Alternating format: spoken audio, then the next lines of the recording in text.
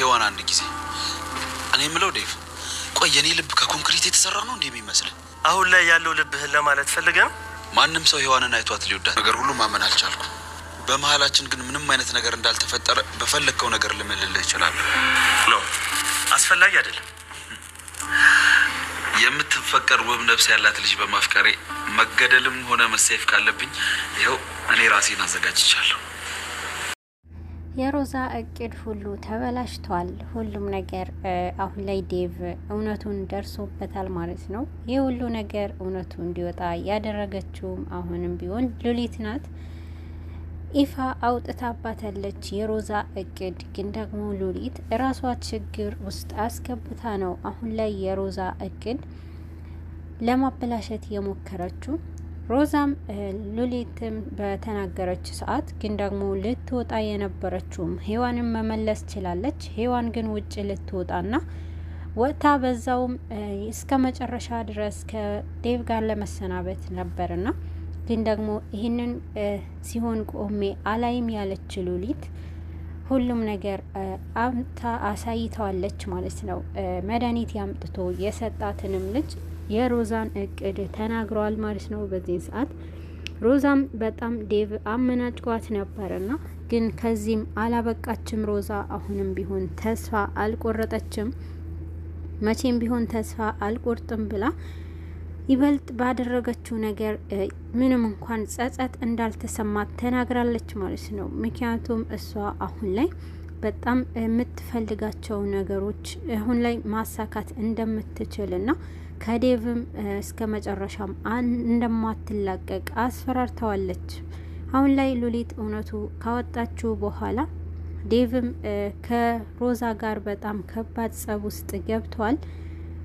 ግን ሮዛ ምንም አልመሰላትም። ደጋግሜ ቢሆን አደርገዋለሁ ብላ ነው የተናገረችው። ሮዛ አሁን ላይ ምንም እንኳን ጸጸት ያልተሰማት ሁሉንም ነገር አንተ ራሱ ከላይ ላይ እየማገጥክብኝ ስለሆነ ያንን ነገር ነው እውነት ይፋ ያወጣሁት ብላ ነው ለዴቭ የተናገረችው። ዴቭ ግን ይህንን ብቻ ስላለችው ምንም እንኳን ራሱ ማረጋጋትም አልቻለም። ግን አሁን ላይ ሄዋን እውነተኛ መሆኗንም አረጋግጠዋል። ሉሊት አሁን ላይ የሮዛ አንደኛዋ ጠላት ሆናለች። ሮዛ በመጀመሪያ ደረጃ ሉሊትም ጠላት አድርጋ ይዛታለች። ቅድሚያ ሉሊትንም ማጥፋት ነው የምትፈልገው። የሉሊት እቅዶች ሁሉ ቀድማ ባለማወቋ አሁን ላይ ንዴት ውስጥ ገብታለች። ሁሉም ነገር ዴቭና ሄዋን ለመጨረሻ ጊዜ ሊለያዩ የነበረ ሰዓት ሉሊት ሁሉም ነገር ስታበላሸው ሮዛ በጣም ንዴት ውስጥ ገብታ ነበረ። ሉሊት ላይ ከባድ እርምጃ እንደምትወስድ ነው የተናገረችው። ግን ደግሞ ሄዋን ይህን ያክል አላመንከኝም ብላ ዴቭንም ተቆጥተዋለች። ዴቭ ግን ስሜታዊ በመሆኑና እሷንም ባለማመኑ እሱ ራሱ ከፍቶታል ማለት ነው። አሁን ላይ ግን ሄዋንና ዴቭም የመጀመሪያው ፍቅራቸው ሊቀጥሉ አስበዋል። ያም ሆኖ ሮዛ ይህንን ነገር ስትሰማ ሁሉም ነገር ከተበላሸባት በኋላ ሉሊት ላይ ከባድ የሆነ ጦርነት እንዳወጀች ነው ለሉሊት ስታስፈራራት የቆየችው። ሉሊት ግን እንደማትፈራና የመጣብኝንም ነገር በትዕግስትና በምንም ነገር እቀበላለሁ ብላ ወስናለች። ሉሊት ለሮዛ እንደማትፈራት ምንም አልፈራሽም ብላ በደንብ አድርጋ እንደማትፈራት ነግራታለች ማለት ነው። አሁን ላይ ሮዛ ከባድ የሆነ ጭንቀት ውስጥ ገብታለች። የራሷ እርምጃ ከጀርባቸው በመሆንና ለማጣራት ትሞክራለች። ከሁላቸውም ጀርባ በመሆን ወሬ በመስማትና የነሱ እቅድ ቀድማ ለማወቅ እየሞከረች ትገኛለች። ሄዋን እንዳልከዳችው ካወቀ በኋላ ዴቭም ደስተኛ ሆኗል። ግን ደግሞ ይበልጥ ሄዋን ምንም እንኳን ጥርጣሬ ስላደረበት በሷ ላይ ትንሽ ከፍቷታል። ይህ ነገር ግን እውነት አይደለም ብሎ እንዴት ሮዛ በእናንተ ወጥመድ ውስጥ ይህንን ነገር ያለ ምንም ጥርጣሬ ልታደርገው አትችልም? ምን አስባና ምንስ ይዛ ነው ካንቺ ጋር እንደዚህ አይነት ነገር ልታደርግ ሞከረችው ካንቺና ከባንቴሮ ብሎ ሄዋንም እያፋጠጣት ነበረ። አሁን ላይ ዴቪድ በመቅረብና ባንቴሮም ያደረገውንም ነገር ሁሉም ነገር ሊናገር ችሏል በእርጋታ። ሉሊት ካደረገችው በኋላ ቀጥሎ ያደረገው ሁለተኛውን ባንቴሮ ነው። ባንቴሮ ሄዋንም እንደሚያፈቅራት ዴቭ ተናግሯል። ግን ደግሞ ዴቭም ተረጋግቶ ነበርና ይሄ ነገር እውነት እንዳልሆነ ካወቀ በኋላ ምንም የሆነ ጸጸትም እንኳን ሳይሰማው ነበረ አሁን ላይ ባንቴሮ ቀርቦ ለዴቭም ያስረዳው። ዴቭን በማዳመጥና ያለው ሁሉም ነገር እንደሚወዳት ከነገረው በኋላ ሁለቱ አንድ ላይ እንዲሆኑ ነው። አሁን ላይ ባንቴሮ ያንተ ባትሆንና ከሌላ ሰው ጋር ብትሆን የበለጠ ከባድ ችግር ውስጥ ገብቼ ሄዋንን ለኔ ያደርጋት ነበረ ብሎታል ዴቭ። ዴቭም ይሄ በሰማ ሰዓት ኩራት ተሰምቶታል። የባንቴሮ ታማኝነትንም አረጋግጧል ማለት ነው። አሁን ላይ ሉሊት ላይ በጣም ተናዶባታልና ዴቭም ይሄ ነገር እስከ መቼ ነው የሚቀጥለው ብላ ሉሊትም ለዴቭ ጠይቀዋለች። ዴቭ ግን ተናጅጄብሽ አይደለም፣ ግን ምንም ነገር ቢሆን ለሄዋን ብለሽ ብታደርጊውም የራስሽ ህይወት አደጋ ላይ ጥለሽ የሌሎችን ህይወት ማሳካት አትችይም።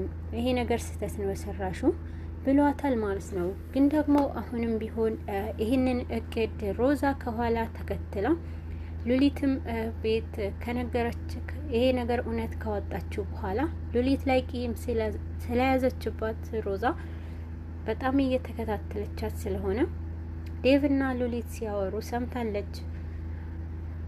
የሉሊት አሁንም ቢሆን ቤተሰቦቿ ዴቭም ወደዚህ ወደ እነሱ እንዲመጡ ጋብዘዋቸው ነበርና የሉሊት እናት ሉሊትም እናቷ አዋርታቸውና ሁሉም ነገር እንዲመጡ ትተው ወደዚህ ብሏቸው ነበርና ይሄ ነገር አይሆንም አይቻልም ብሎ አባቷም እንዳልተስማማ የሉሊትም እናት ተናግራ ነበረ። አሁን ላይ ግን ሀሳባቸው እንደቀየሩና በቅርብ እንደሚመጡ ከሉሊት ከሚያስቸግራት ሰው ለመራቅ አስበዋል።